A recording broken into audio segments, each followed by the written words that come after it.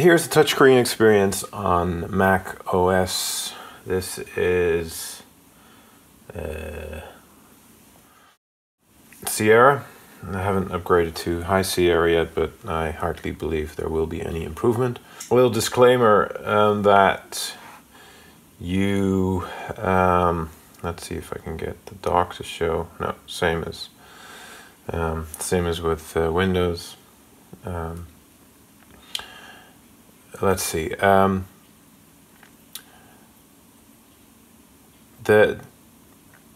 of the box, there is no support for touchscreens.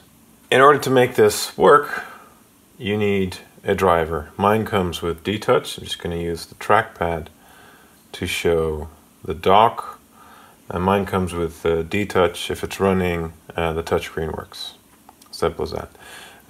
If you don't want to buy D-Touch, there is the touch-based driver you can get, and it allows you some gesture support.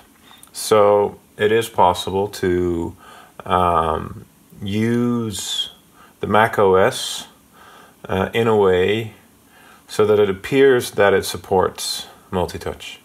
And on a large screen, I would say your experience will be quite good. I think the main reason why Apple is reluctant to incorporate multi-touch support into macOS is because most people are simply using it on rather small screens.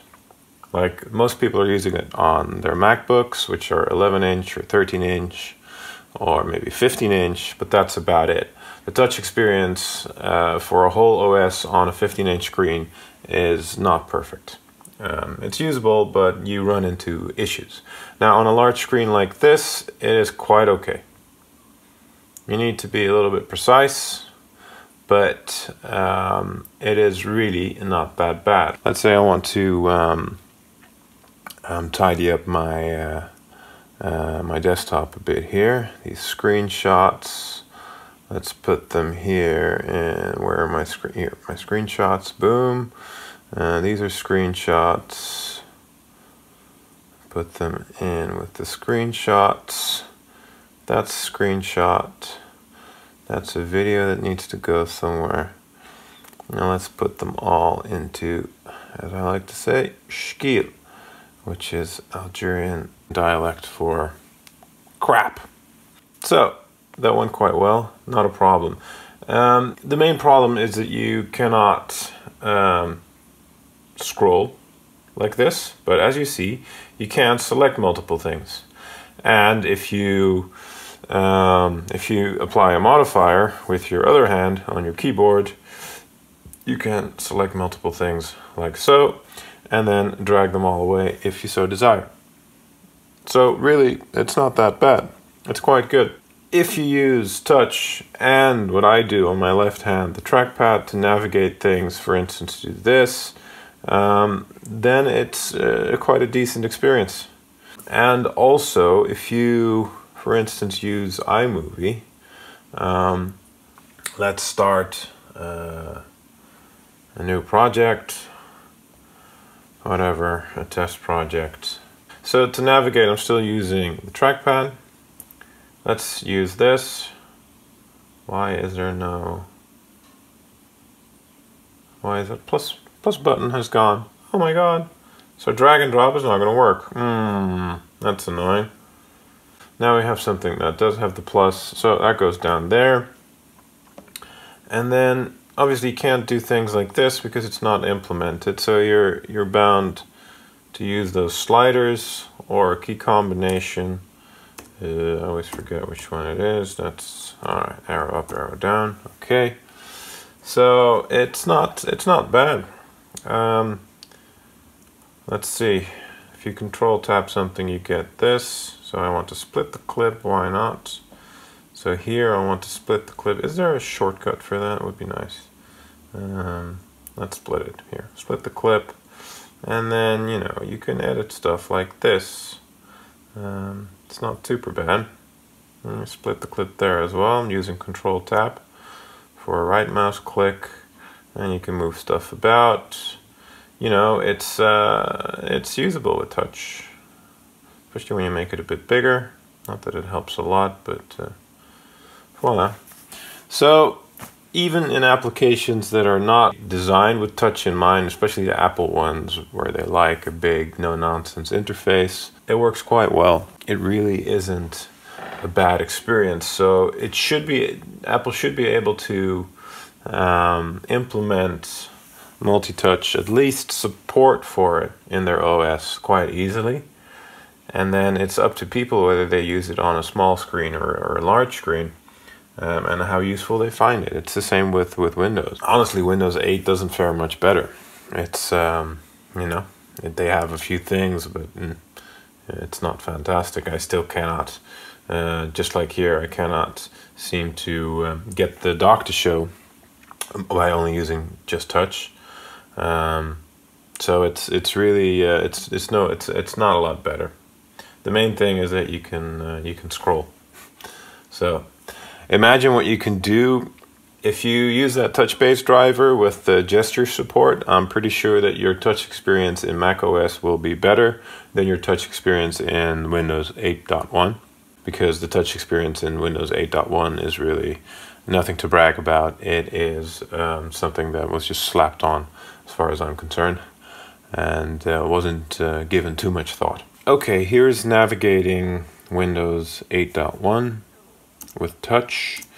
One of the first things you'll see is that there's no way to activate the start window or whatever it is. I guess they figure on a device there's this home button that maybe does this, but if you have an external touchscreen, there's no such button. So if you want to start to do something, you have to press the Windows key in order to start touching stuff. You can swipe in from the right. That gives you that start thing. It would be handy if there was just sort of a gesture. It's a two-step swipe, or it's just hitting the Windows key, and that is what I tend to do. Okay, so now navigating stuff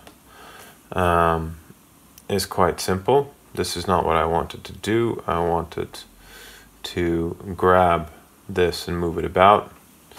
So it does, this is also not what I wanted to do. I wanted to take the corner of that thing and have it resize vertically and horizontally. Now it's only doing it horizontally.